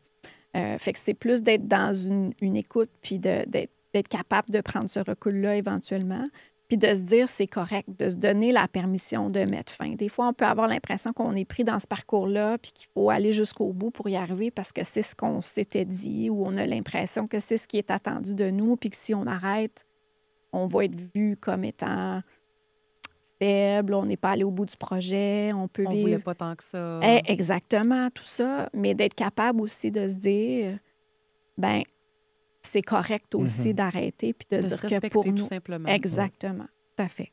J'aimerais ça qu'on parle, on parle beaucoup du parcours depuis tantôt, mais j'aimerais ça qu'on parle des plus grosses différences qu'il y a entre l'homme et la femme par rapport à comment on aborde ce parcours-là. Oui. La façon de le vivre, Ouais. la façon de vivre le processus. Oui. Ah. Tu sais, je vais parler de généralité parce qu'encore là, tu sais, il y a des différences chez les hommes et les femmes. Il y a des femmes qui pourraient réagir comme plus typiquement des réponses masculines et inversement. Puis il y a des gens qui ne se reconnaissent pas non plus dans le genre masculin ou féminin. Donc, disons qu'on va faire des généralités. Oui, absolument. OK. Ce que je remarque beaucoup, puis ce qui est documenté aussi dans les études, le petit peu d'études qui abordent le parcours des hommes, c'est que beaucoup de place est faite à la femme parce que, en fait, le traitement se passe principalement dans le corps de la femme. Donc, c'est la patiente principale qui reçoit le traitement.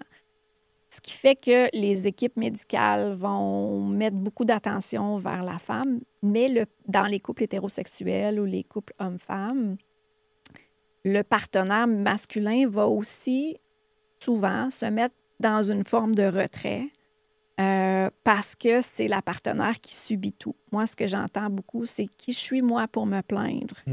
Parce que ce qu'elle vit, elle, c'est tellement plus difficile et c'est tellement plus exigeant.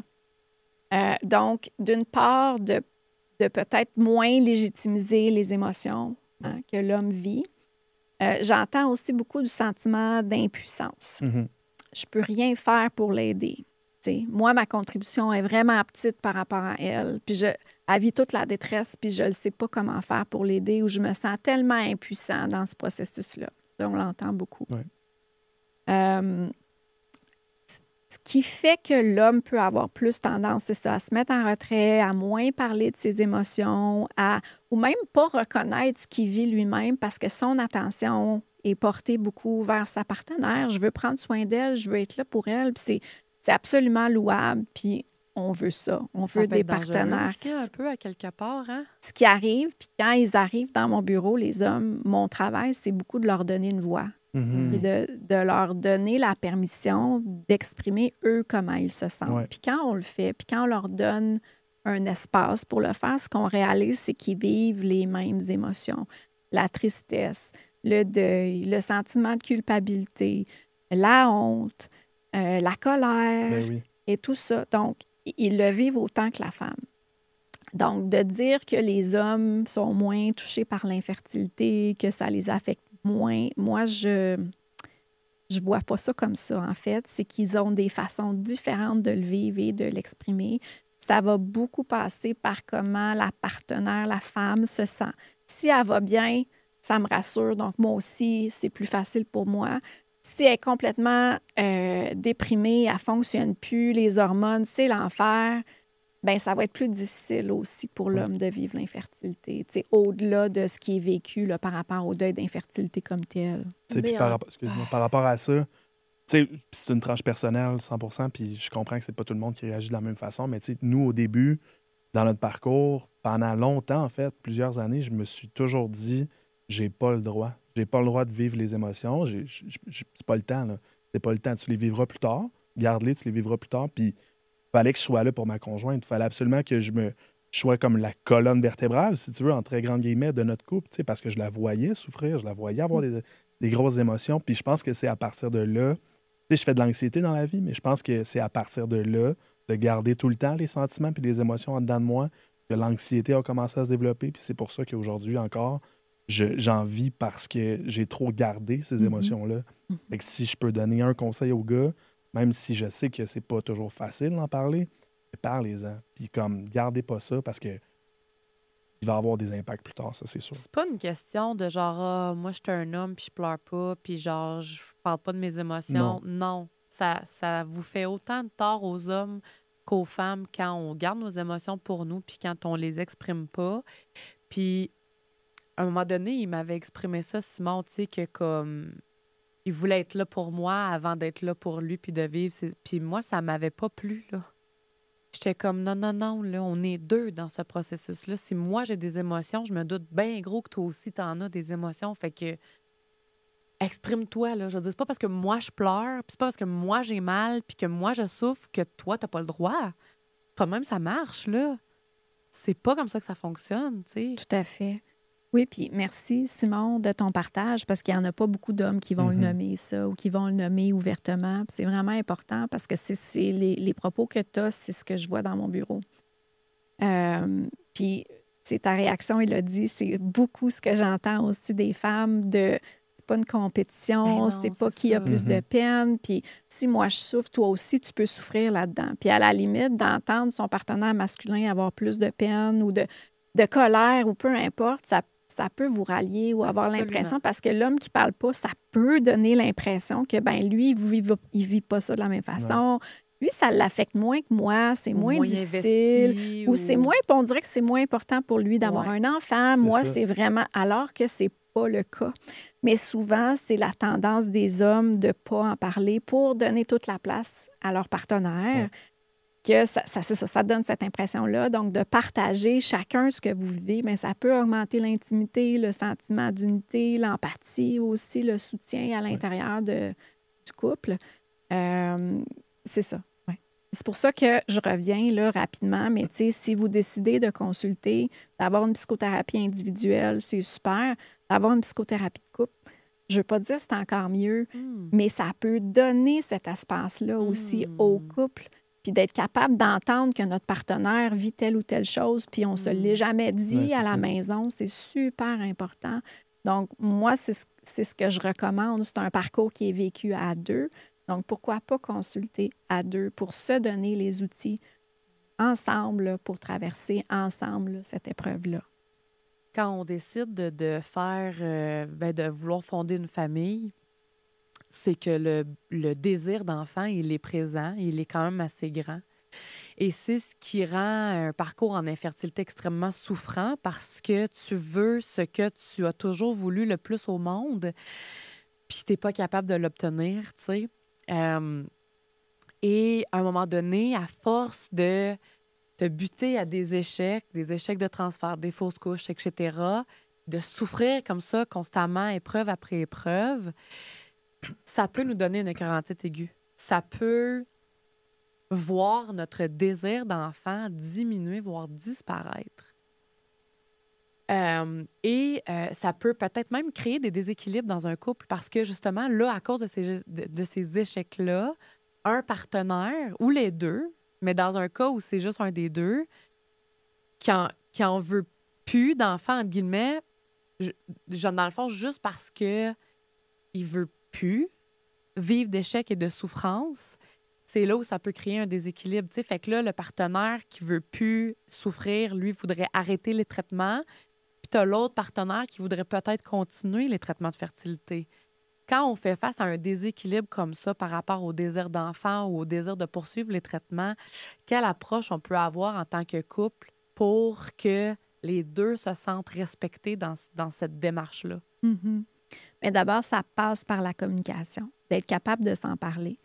Parce que si d'emblée, on n'est pas capable d'en parler entre nous parce que c'est trop difficile ou c'est trop douloureux, bien, c'est problématique. C'est un enjeu central. Ça risque, si on ne s'en parle pas, bien, on peut juste développer de la colère, du ressentiment envers l'autre, etc., ou s'éloigner parce qu'on a l'impression qu'on ne vit pas la même chose. Fait que d'abord, d'être capable de s'en parler, de dire c'est une conversation importante, c'est quelque chose qu'on voulait ensemble, les besoins, les perceptions évoluer, d'être capable de dire qu'est-ce qui a évolué, pourquoi je me sens comme ça maintenant, pourquoi j'ai tant voulu ce projet-là, puis qu'est-ce qui fait que là, je remets en question ce projet-là, puis d'écouter les deux. C'est d'être capable de, oui, exprimer comment nous, on se sent, mais aussi d'être à l'écoute de ce que l'autre partenaire nous dit. Des fois, on peut peut-être réaliser que c'est pas le désir d'enfant qui n'est plus là. Ouais. C'est le moyen pour s'y rendre qui ne fonctionne plus. C'est ça. Puis des fois, ça peut être peut-être plus facile. Je pense pas que c'est un bon mot, mais pour le partenaire d'entendre, c'est pas que tu veux plus d'enfants puis que c'est plus important pour toi. C'est que tu n'es plus capable qu'on fasse la procréation assistée. Puis ça, c'est différent. Fait que ça peut vous donner peut-être d'autres pistes, de dire, OK, ben on veut encore un enfant, mais ce chemin-là, c'est plus notre chemin. C'est quoi notre chemin maintenant? Si on réalise qu'on n'est pas capable de l'aborder à la maison, c'est trop douloureux, ça amène des chicanes, ça amène de la détresse conjugale, des conflits à la maison, de la colère refoulée, on va consulter et on va consulter en couple. Parce que de consulter individuellement, bien, ça ne réglera pas d'emblée comment on en parle entre nous. Donc, d'avoir une personne neutre qui peut vous aider à mettre des mots sur l'expérience, de donner une place égale à chacun, peut vous aider à voir clair aussi là-dedans. Puis ça peut vous aider à amener ou à vous accompagner là, dans ces décisions-là qui sont vraiment difficiles à prendre. Dans une histoire qui se termine avec la naissance d'un enfant. Puis j'aimerais juste apporter une parenthèse ici parce que quand je préparais les questions, tu sais, au début, j'ai écrit quand une histoire ou un parcours de fertilité se termine bien. Puis là, après, je me suis dit, non, mais c'est pas parce qu'un parcours de fertilité se termine sans enfant qu'il se termine mal. On peut prendre la décision mutuellement d'arrêter les traitements comme on vient juste de dire, puis que tout est beau, puis que tout se passe bien à l'intérieur du couple, puis qu'on est en paix avec ça, tu sais. Fait que je voulais juste... Oui. J'aimerais ça te parler de ça. Vas-y. Si tu me laisses une petite fenêtre. Oui, vas-y. On a mené une étude au laboratoire, justement, avec des couples qui avaient décidé d'arrêter les traitements avant d'avoir une grossesse. Donc, ils ont mis fin à leur démarche. On a fait des entrevues comme ça avec 11 couples, je crois. Et pour ces couples-là, on leur a posé la question, tu sais, qu'est-ce qui vous a amené à mettre fin à vos traitements, puis comment vous vous sentez maintenant? Pour la plupart d'entre eux, c'est aussi un sentiment de soulagement. Tu sais, quand on a pris cette décision-là, puis que pour nous, on a atteint notre limite, puis qu'on est à l'aise avec notre décision, ça peut être un sentiment de soulagement, d'être allé au bout de ce qu'on voulait, tu sais, de s'être respecté là-dedans, puis d'être capable de dire, ben moi, je me sens mieux aussi depuis que j'ai arrêté les traitements parce que j'ai pu reprendre le contrôle de ma vie. J'ai pu reprendre des projets qu'on avait mis sur la glace depuis tant d'années puis qu'on ne se permettait pas d'avoir parce que l'infertilité puis la procréation assistée, ça prenait toute la place. Ça nous a permis de retrouver le plaisir d'être ensemble. Donc, il y a beaucoup de bien qui peut sortir aussi de la décision d'arrêter les traitements puis de poursuivre notre chemin autrement. Effectivement, donc de dire que ça se termine mal, ça ne représente pas bien l'expérience de tous les couples là, qui prennent cette décision-là. Donc, pour revenir à la question, donc, c'est pour ça que je vais dire quand un parcours de fertilité se termine avec la naissance d'un enfant, est-ce que, après la naissance, l'infertilité vécue par les parents précédemment à la naissance peut avoir un impact sur leur dynamique de famille, C'est une très bonne question. D'emblée, j'ai envie de vous dire qu'il n'y a pas d'études là-dessus encore, ou à peu près pas. On a une étude en cours sur ça au laboratoire. Donc, j'ai envie de dire, stay tuned. On va avoir des résultats dans quelques années. Donc, je vais vous parler plus de mon point de vue de psychologue, puis ce que je vois être les enjeux, mais de garder en tête que c'est basé sur mon expérience puis mon opinion professionnelle, si on veut. Comme n'importe quelle épreuve difficile, puis n'importe quel parcours difficile, ça peut laisser des traces, même si le parcours, c'est bien résolu, si on veut. Ça peut laisser des traces vraiment positives. Ça peut aussi laisser des traces négatives. Par exemple, si pendant le parcours d'infertilité, on a fini par faire une dépression, mais on peut être fragilisé encore à chaque nouvelle étape de vie ou chaque nouveau stresseur. Ça peut nous fragiliser, par exemple, pour revivre des symptômes d'anxiété ou des symptômes de dépression. Si ça a fait qu'on s'est éloigné en tant que couple pendant le processus de fertilité, qu'on vit plus de conflits, qu'on a de la difficulté à se parler, que ça nous a écorchés, bien, c'est pas nécessairement la naissance du bébé qui va faire que ça va disparaître. Ouais, exactement. Donc, ça se peut que ça soit des enjeux qui perdurent. Au plan de la sexualité, l'infertilité, la procréation assistée, ça laisse des traces dans l'intimité des couples aussi, surtout quand ça perdure sur plusieurs années. Fait que si on a de la difficulté à avoir des rapports intimes parce que c'est tellement associé à l'échec puis à la procréation, mais ça se peut que ça aussi, c'est des traces qui vont être laissées à plus long terme. Ça peut être temporaire ou ça peut s'étirer dans le temps. Il ne faut pas hésiter à consulter si on réalise que ça fait plusieurs années puis on n'a pas réussi à se retrouver. Ça a laissé des traces trop importantes pour qu'on soit capable de poursuivre. Bien, c'est peut-être un signe qu'il faut aller consulter. Fait que la question, c'est est-ce que le parcours d'infertilité, quand ça mène à une grossesse, est-ce que tout est beau après? Pas obligatoirement. J'ai envie de vous dire que pour la plupart des couples qui entreprennent ce parcours-là, c'est des couples qui vont bien. Là. À la base, c'est des couples qui veulent avoir un enfant, qui sont prêts à fonder une famille, qui ont traversé le parcours d'infertilité. Plusieurs vont nous dire qu'ils se sentent plus forts en tant que couple. Hein? Si on a traversé ça ensemble, on peut affronter n'importe quoi. Absolument. Hein? On voit souvent sur les médias sociaux là, des genres de mimes ou des petites vidéos qui disent « si un couple passe au travers des rénovations, on passe à travers n'importe quoi. » Moi, je suis comme « Non. » Quand un couple passe à travers de l'infertilité, là, on peut passer à travers des rénovations puis bien d'autres affaires. Là, absolument. Ouais. Fait que ça peut aussi avoir ces effets très, très positifs-là, puis de dire, bien, on a déjà travaillé ensemble, on sait qu'on est capable. Fait que quand on va avoir un enfant, parce qu'il ne faut pas se leurrer, c'est un défi, la transition à la parentalité pour tous les couples, pas juste ceux qui vivent l'infertilité. C'est ça.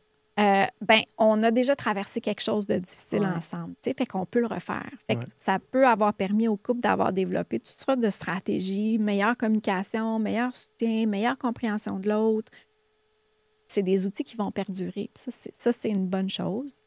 Par contre, on peut aussi penser que chez des gens qui ont un parcours d'infertilité, qui ont potentiellement, là, je pèse mes mots, mais idéalisé peut-être la grossesse, idéaliser la parentalité parce que c'est tellement quelque chose qu'on a rêvé, tellement quelque chose qu'on a voulu, c'est tellement le but qu'on s'est projeté dans quand je vais avoir mon test de grossesse positif. Là, puis ça va être extraordinaire. Ouais.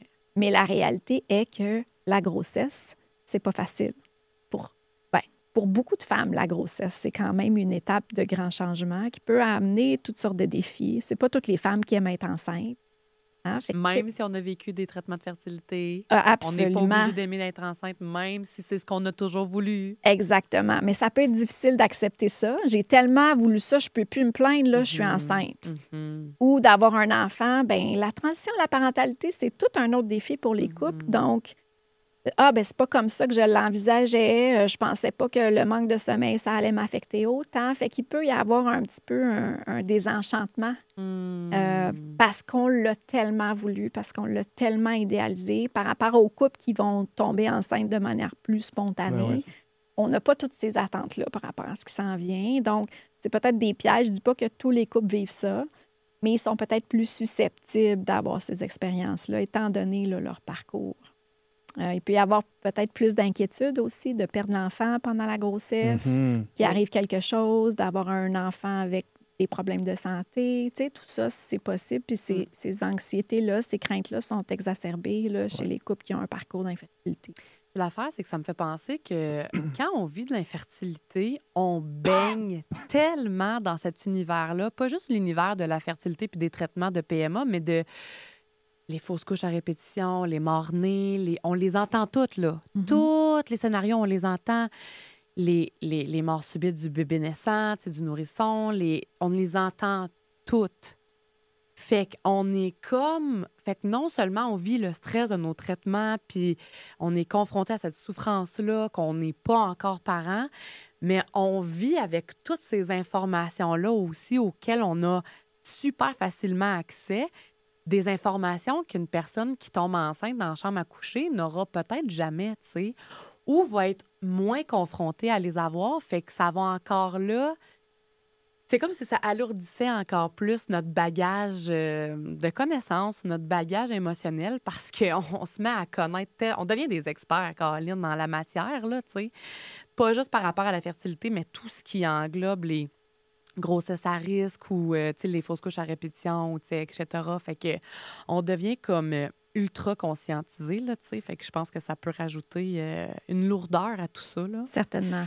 Ouais. Puis tu as ouvert une porte tantôt, tu viens juste de le mentionner, mais à partir du moment où tu fais tes démarches en fertilité, tout ça, puis finalement, bon, une grossesse arrive, tu sais, on l'a vécu de notre côté, ça a été un stress énorme jusqu'à ce que ça amène à une fausse couche, là. Mais à 2 reprises, ça a été des stress épouvantables. Et quand on a les 2 pieds dedans, qu'est-ce qu'on peut faire pour diminuer ce stress-là qui, j'imagine, va quand même être là jusqu'à Ça veut dire comme quand il y a une grossesse, puis là, pour éviter de trop être dans l'anxiété, qu'il y ait une Exactement. fausse couche ou comme... Oui. Bien, d'abord, tu sais, souvent, ce qu'il faut savoir, c'est que les gens qui ont un parcours d'infertilité, la minute où ils tombent enceintes, souvent, ils vont retourner dans le système général de suivi de grossesse. Donc, Oui. les professionnels ne sont pas nécessairement à l'affût de ce parcours-là, hein, de votre histoire personnelle ou sensibilisés à tous les enjeux. Ça semble un non-sens, mais en ce moment, c'est comme ça. Ce qui fait que d'informer les gens avec qui vous avez des suivis médicaux, ça peut aussi leur mettre la puce à l'oreille de cette personne-là peut vivre plus d'anxiété, peut vivre plus d'inquiétude. D'aller chercher l'information aussi, parce qu'on peut avoir des craintes, mais ça se peut que ça ne soit pas fondé. Par exemple, la mort du nourrisson, c'est vrai que ça arrive, mais c'est rare. Hein, au même titre que d'autres malformations, in utero, tout ça. Donc, d'aller chercher l'information puis de s'informer auprès de professionnels qui ont l'information véridique plutôt que de se tourner vers l'Internet ou vers des blogs où ça peut regrouper plus de personnes qui ont eu ces expériences négatives-là. Oui. Donc, d'être un petit peu vigilant par rapport à ce à quoi on s'expose. Ça peut être de se mettre des limites personnelles aussi, de dire je ne vais pas consulter l'Internet ou je ne vais pas lire les blogs parce que ça me crée plus d'anxiété que de bien-être. Puis C'est au rare besoin, que c'est une oui. bonne idée de consulter Internet aussi. C'est rare Ouais, que c'est tu vas ça. fermer Internet et tu vas être rassuré. Là, tu sais, tu vas... Bien, en fait, il faut se questionner à quel moment est-ce qu'on consulte Ouais, c'est l'Internet? ça. Tu sais, quand on est en grande crise de panique, d'anxiété, C'est ce ça. n'est pas un bon moment C'est ça. d'aller se tourner vers l'Internet. Ouais. Tu sais, parce qu'on perd aussi notre jugement critique à ce moment-là pour évaluer tu sais, la qualité de l'information qui est partagée. Donc, ou de se tourner vers des sites qui sont des associations périnatales, tu sais, où on sait que l'information est plus fiable là, et non pas des témoignages. En terminant, Catherine, parce que le temps file, Oui. j'aurais 2 petites questions pour toi. Ben des petites. Je sais pas si elles sont si petites que ça. Mais on t'a parlé qu'il n'y a pas juste des aspects négatifs à vivre de l'infertilité. Autant que l'infertilité peut faire des ravages dans un couple ou chez un individu, autant on peut en sortir grandi, autant on peut découvrir de nouvelles facettes ou de développer de nouvelles qualités ou de nouvelles caractéristiques. J'aimerais que tu nous parles brièvement des caractéristiques qu'on peut observer chez des gens qui auront passé à travers un parcours de fertilité, que des gens qui n'auront pas vécu, pas nécessairement d'infertilité, mais un grand défi souffrant dans la vie n'auront pas nécessairement. Oui. C'est une question vraiment intéressante, puis j'aime que tu apportes cette nuance-là parce que les deux peuvent coexister. On peut avoir vécu la pire expérience de sa vie puis avoir tiré des bienfaits Du positif. de ces expériences-là. Donc, puis c'est pas un ou l'autre, c'est souvent un et l'autre. Ouais. Parce qu'on souhaite ça à personne. Mais une fois qu'on y est confronté, effectivement, on peut apprendre à davantage se connaître. Dire, hey, je pensais pas que j'avais cette force-là. Je pensais pas que j'étais capable de passer à travers tout ça. J'ai jamais pensé, tu sais, que je serais capable de gérer autant de stress, d'avoir autant de peine, de me relever à chaque fois puis d'être capable d'accomplir ça. Dans une étude, justement, une autre étude qu'on a fait au laboratoire, on a interviewé des gens qui rapportaient des couples qui disaient s'être rapprochés puis avoir grandi à travers la crise d'infertilité. Puis ce qu'ils nous disaient, c'est on a comme ça nous a donné la certitude qu'on peut affronter n'importe quoi dans le futur, ou qu'on va passer à travers, ou qu'on va être ensemble, qu'on va être là l'un pour l'autre, ou ça nous a permis d'apprendre à communiquer. On ne le faisait pas avant, on n'a jamais eu besoin de le faire, puis là, on n'a pas eu le choix. Puis maintenant, c'est une force qu'on garde.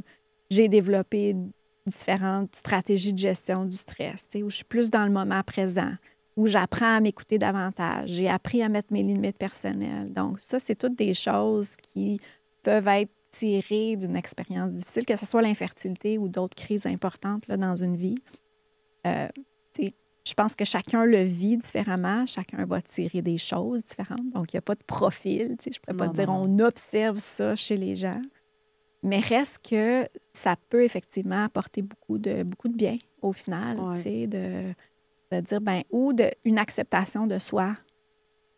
De dire... C'est pour dire, une fois qu'on a accepté, je pense que c'est là qu'on peut voir la nouvelle personne qu'on est.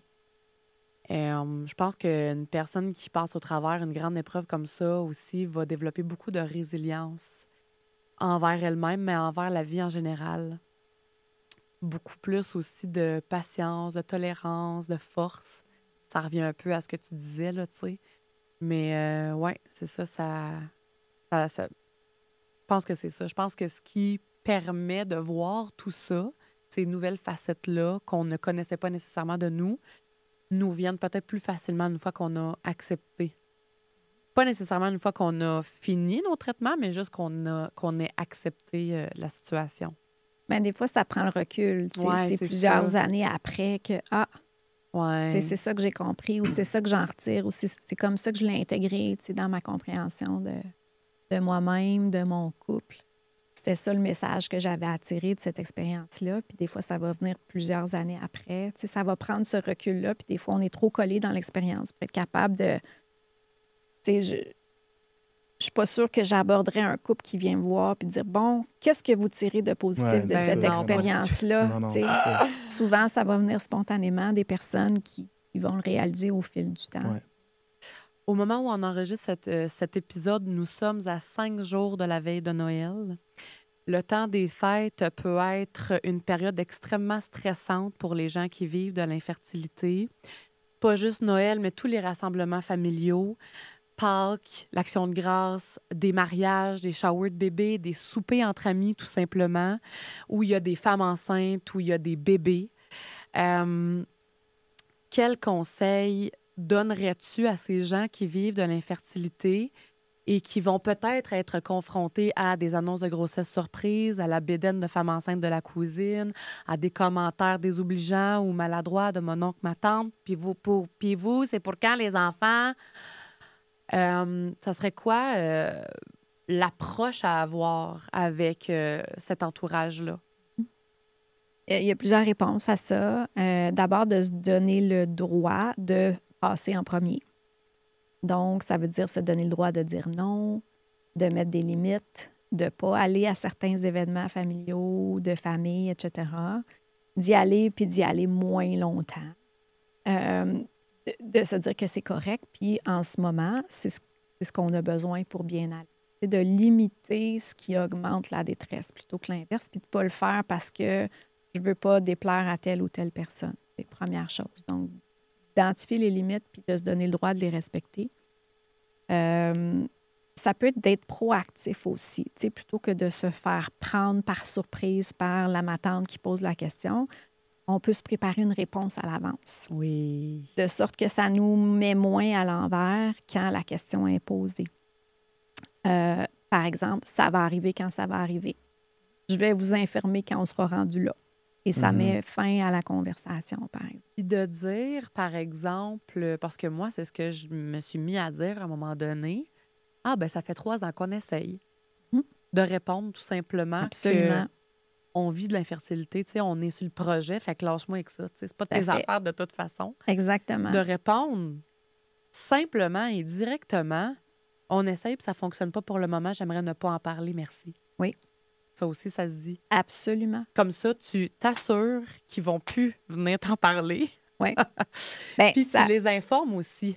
Oui. Ah oui, absolument. Que tu je suis amplement d'accord. Ça va avec mon prochain point qui est d'exprimer ton besoin. Ce que tu as besoin. De le dire directement aux gens. Tu peux m'aider en m'écoutant. Ça ne me fait pas du bien quand tu me donnes des conseils, par exemple. Donc, je n'ai pas besoin de conseils. J'ai envie de te partager comment je me sens. Je n'ai pas besoin de conseils. J'ai juste envie que tu m'écoutes. Okay? Ou on n'a pas envie de partager tous les détails de notre processus en clinique de fertilité. Quand on va avoir des nouvelles, on va vous informer. Ou j'aimerais ça pouvoir en parler davantage. J'ai l'impression que les gens marchent sur des œufs, puis ça me fait plus de peine que d'autres choses. Est-ce qu'on peut en parler? Donc, d'être plus direct dans ce qu'on a besoin. Puis, la plupart du temps, les gens veulent nous aider, mais ils ne savent pas quoi dire. Fait qu'ils vont dire des choses qui sont maladroites ou ils n'en parleront pas. Puis ça peut être blessant. Donc, de le mettre sur table puis de leur dire « Tu peux m'aider de cette façon-là », bien, eux, ça va les rassurer. Puis vous, bien, ça va limiter les chances que les gens soient maladroits ou blessants, sans vouloir l'être, là. Bien, sur ça, Dr Catherine Péloquin, un énorme merci d'être passée au studio pour ce temps précieux que que tu nous as accordé. Parce que là, je t'ai appelé docteur, fait que là, on dirait que dans ma tête, docteur, ça va avec vous, là. Oui. Oui, que tu nous as accordé. Je sais que tu es super occupée, fait que vraiment, c'est très, très précieux pour nous et très cher. Et pour nos abonnés aussi, j'en suis persuadée. Parce que comme on en a parlé aujourd'hui, de l'aide psychologique, c'est rare en infertilité. Et je pense que ce sera un épisode aidant, apaisant peut-être aussi pour ceux qui en ont besoin. Donc, un énorme merci encore une fois d'être venu. On apprécie grandement. Ça a été vraiment un honneur pour moi de venir échanger avec vous. Merci pour l'invitation. Merci beaucoup.